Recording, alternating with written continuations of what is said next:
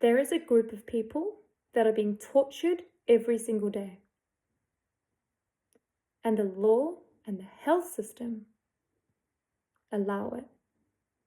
I'm talking about people with severe, intractable pain that most people would describe as unbearable, unlivable, and torturous. And yet there is no law to protect these people. There is no right to urgent or effective pain relief. There is no threshold that guarantees that if someone's pain reaches a certain level, that they won't be turned away at an emergency department, even when they're on the brink of psychological collapse. ER protocols actively exclude them. You can walk into a hospital, unable to function in round-the-clock pain, with neurological symptoms, nerve dysfunction, and a detailed pain history, and be told there is nothing we can do for you, that protocol does not allow us to admit you, and that you're not considered urgent. Believe it or not, but the system does not require anyone to act. You can be crying, pleading, explaining that you can't take another day, and you will still be denied access to the very intervention that could break your pain cycle and prevent you from a lifelong experience of chronic debilitating pain. You can wait 12 months to see a specialist, and they can refuse to lift a finger for you. They're not obligated to treat you for your pain or perform a procedure that they don't want to perform. You now fall into a category where the quality of your life is based on luck of the draw. That you get a rare specialist that is dedicated, that is empathetic enough, who takes the time to listen and investigate, and who believes your pain. When help exists and that help is withheld, that is not neutral, that is harm. Let's take a look at some examples. Trigeminal neuralgia is one of the most excruciating conditions known to medicine, nicknamed the suicide condition, suicide disease. Occipital neuralgia, the sensation of nails or ice picks into your scalp. Violent, throbbing jolts that can happen with just a slight neck movement. Other forms of neuralgia causing a relentless form of nerve pain that hits like lightning, burning, that feels like you're on fire, and stabbing like knives. It's agony without relief, and it leaves people utterly broken. These are real conditions that real people experience. Fibroneuralgia, a full body assault of widespread burning pain, relentless fatigue, extreme hypersensitivity. Even a hug can feel like an attack to your nervous system. Central pain syndrome, caused by damage to the brain or spinal cord itself. Searing pain that no medication can often fully reach. It's like the pain's now built into your wiring and there's no off switch.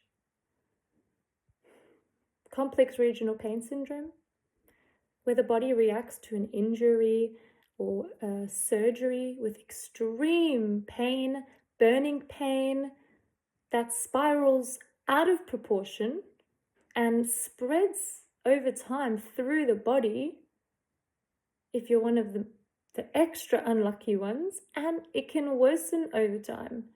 In fact, most chronic pain progressively gets worse over time.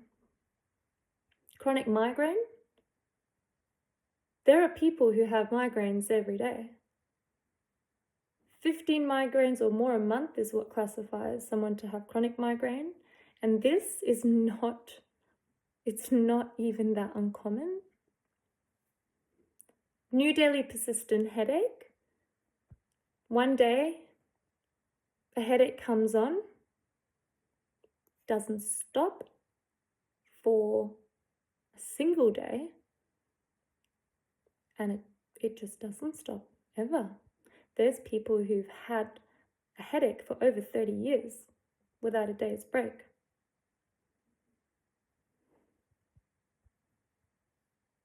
I'm on 3 years of daily persistent head pain, migraine symptoms, excruciating eye pain. I feel like I have sand in my eyes when I wake up in the morning.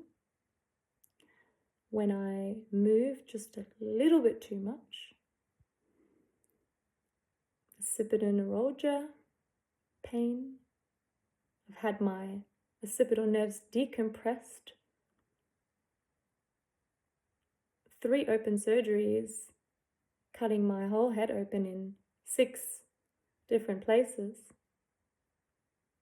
or 6 occasions, and a bucket load more.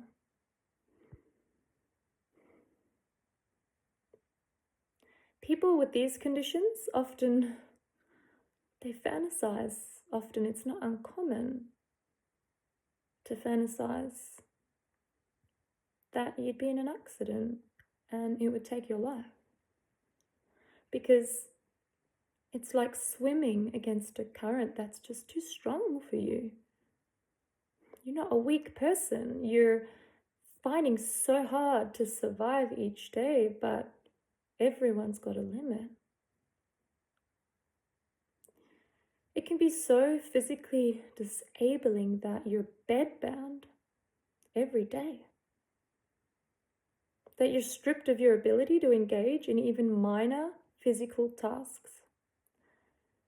And you lose your whole quality of life. And yet, through all of this suffering, they still have to deal with fighting the medical system to show up for them, to have rights, so that their pain is not dismissed by doctors, specialists, or hospitals. We treat broken bones with urgency. Why? Because we know what happens if we don't. We respond to anaphylaxis, seizures, heart attacks, diabetic crises, because we know the consequences if we don't. But we don't do that with severe pain. Even when neurological pain behaves exactly the same way, we know how nerve pain escalates. We know that the central nervous system rewires itself if pain is not controlled early. We know about central sensitization, about glial activation, about irreversible brain changes that can lock pain in for life. And still, there is no protocol in place to protect those people. No law, no policy. This is a form of medical abandonment. And I can say with the utmost confidence that this is a human rights issue. Because a person that is left to suffer, even though treatment exists, even though they are crying out for help, begging, pleading for help, even though the risk of permanent damage is high, that is not just a system failure, it's systemic cruelty. We have laws and ethical standards to prevent people from being put through unnecessary suffering, such as abuse. If someone's being physically attacked in the street, harmed by a partner at home, it's not something that we as a society accept and allow. And again, the key here, it's not about what's being done to someone. It's about the impact that it has on the person, mentally, emotionally, physical. This is why we don't allow it and accept it as a society. However, for some reason, people experiencing extreme persistent pain and severe mental distress due to illness or other conditions, they have the same experience, the exact same experience, the mental, emotional, and physical experience, yet it's treated differently. Harm is not just caused by action, but also by inaction.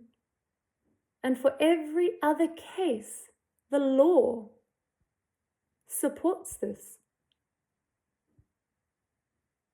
Let me give you a real-world example.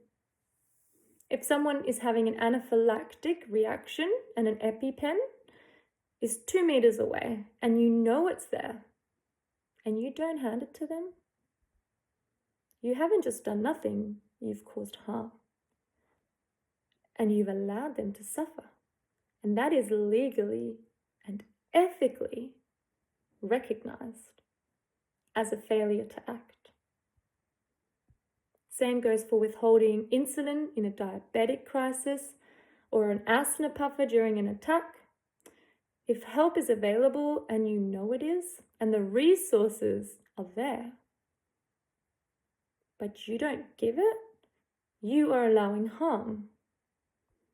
And yet, when someone's in severe, intractable neurological pain daily and ongoing mental traumatic distress, they're sent away. Just because no one lays their hands on you doesn't mean that you're not being harmed. Pain, especially neurological pain, is real. It's measurable in its effects and it's disabling. And when it's ignored, when it's denied treatment, it causes the exact kind of breakdown, physically, mentally, emotionally, as when someone has a physical assault. Yet human rights laws were designed to protect us from these things. Right now, no one is held accountable for that. And that kind of harm, there's no liability put on anyone for allowing it to persist and allowing someone to suffer. And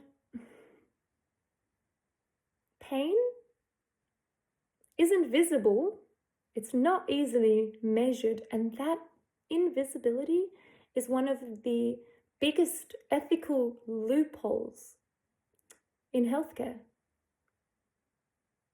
But the impact is real, the suffering is very real, and it's time that we stop excusing inaction just because pain can't be seen.